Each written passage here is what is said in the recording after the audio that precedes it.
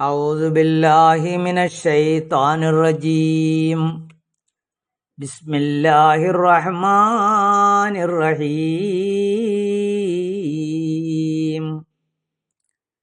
ശിപാർശക്കാരൻ മുഹമ്മദ് നബി സല്ലല്ലാഹു അലൈഹി വസല്ലം തന്നെ. വാഗ്ദത്ത മഹ്ദി മസീഹ് ഹസരത്ത് മിർസ ഗുലാം അഹമ്മദുൽ ഖാദിയാനി അലൈഹിസ്സലാത്തു വസ്സലാം ഇതു സംബന്ധമായി പറയുന്നു.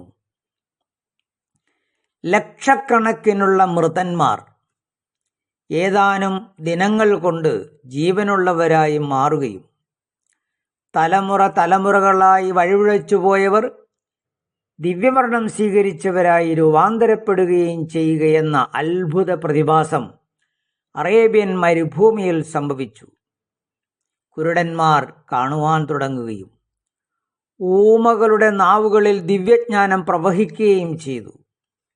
മുമ്പേ ഒരിക്കലും ഒരു കണ്ണും കണ്ടിട്ടില്ലാത്തതും ഒരു ചെവിയും കേട്ടിട്ടില്ലാത്തതുമായ വിപ്ലവമാണ് സംഭവിച്ചത്. ഇതെന്തായിരുന്നുവെന്ന് നിങ്ങൾ മനസ്സിലാക്കിയിട്ടുണ്ടോ?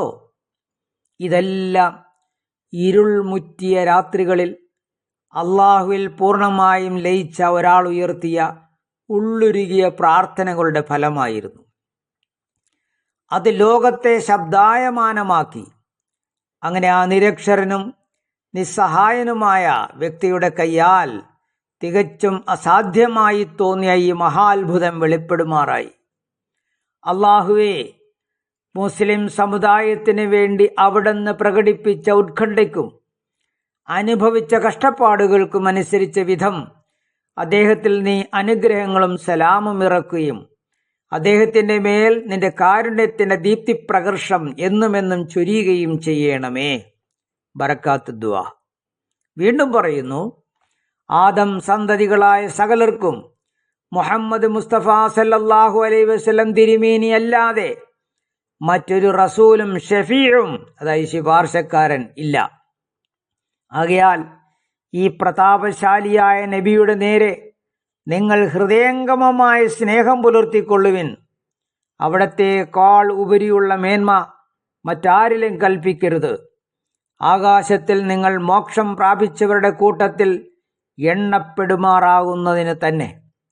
മോക്ഷം എന്നത് മരിച്ച ശേഷം മാത്രം വെളിവാകുന്ന എന്തോ ഒന്നല്ലെന്നോർത്തുകൊള്ളുവിൻ. മറിച്ച് യഥാർത്ഥമായ മോക്ഷം ഈ ലോകത്ത് വെച്ച് തന്നെ അതിൻ്റെ വെളിച്ചം കാട്ടുന്നതാകുന്നു. ആരാണ് മോക്ഷം പ്രാപിച്ചവൻ?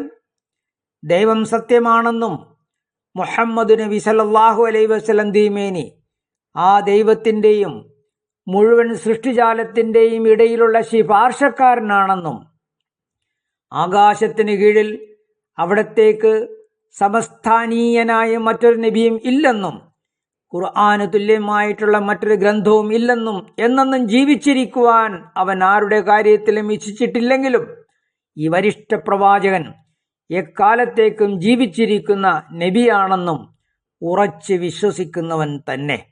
കഷ്തിയേ നൂഹ്. വാഖിറു ദഅവാന അനിൽ ഹംദുലില്ലാഹി റബ്ബിൽ ആലമീൻ.